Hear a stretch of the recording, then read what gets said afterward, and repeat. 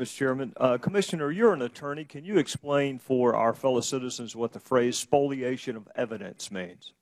I have no idea what that means. Well, I'm going to help you with it, okay? Spoliation of evidence is when a party fails to preserve evidence. There's a negative inference that the jury can draw from their failure to preserve the evidence. You with me? If you destroy documents, the jury can infer that those documents weren't going to be good for you. If you fail to keep documents, the jury can infer that those documents were not going to be good for you. You've heard the phrase spoliation of evidence, haven't you? I can't recall ever hearing it. It's true in administrative hearings, civil hearings, criminal hearings. I practiced law once 45 years ago, gave it up for Lent one year, never went back. All right. Well, let me tell you what you would have found if you had stuck with it.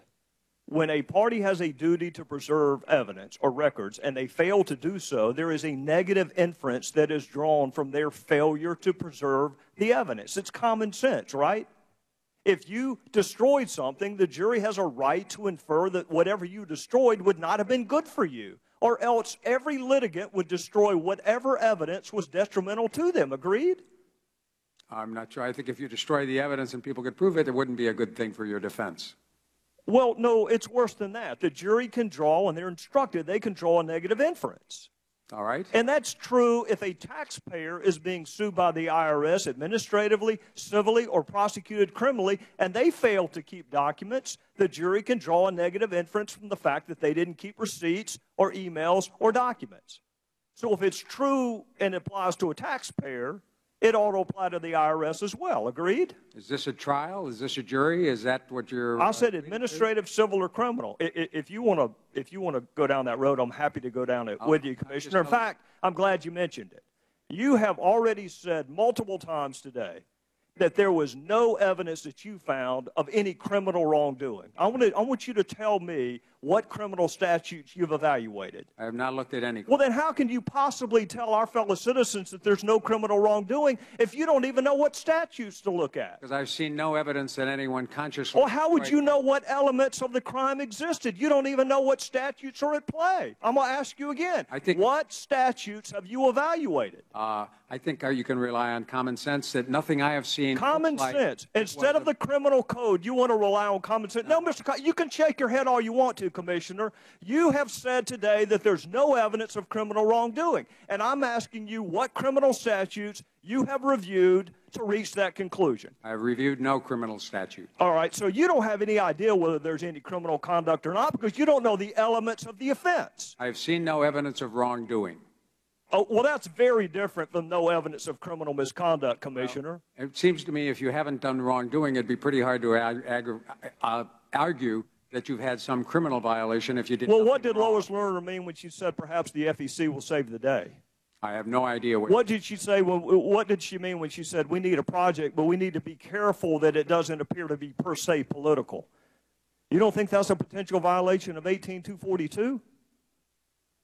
I have no idea if it... Because you haven't looked at 18242, and you don't have any idea, Commissioner. You don't have any idea whether there's any criminal wrongdoing or not.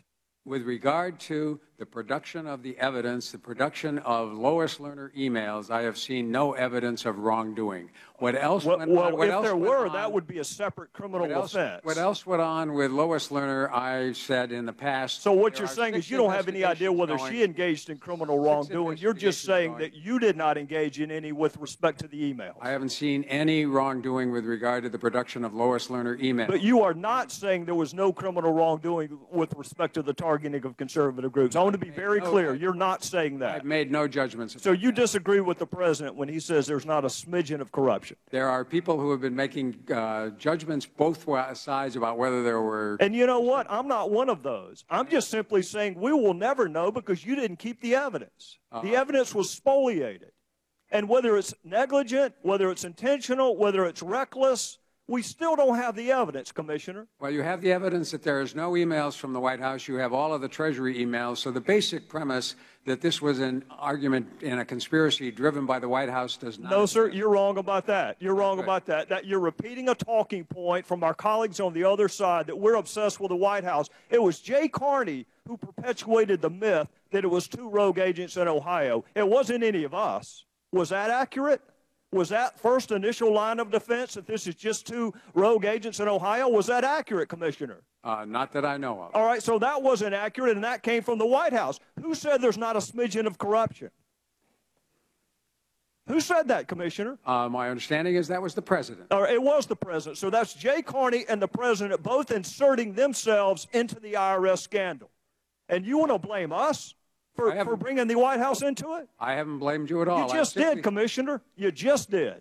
Well, it's a good argument. All I said was the White House has revealed there were no Lois Lerner emails. Treasury has given you all of their emails. So to the extent that the argument was that Lois Lerner was conspiring and emailing back and forth, thus far, I haven't seen any. But you can be engaged in a conspiracy that doesn't include the White House. Gentlemen. Good. I think time's up.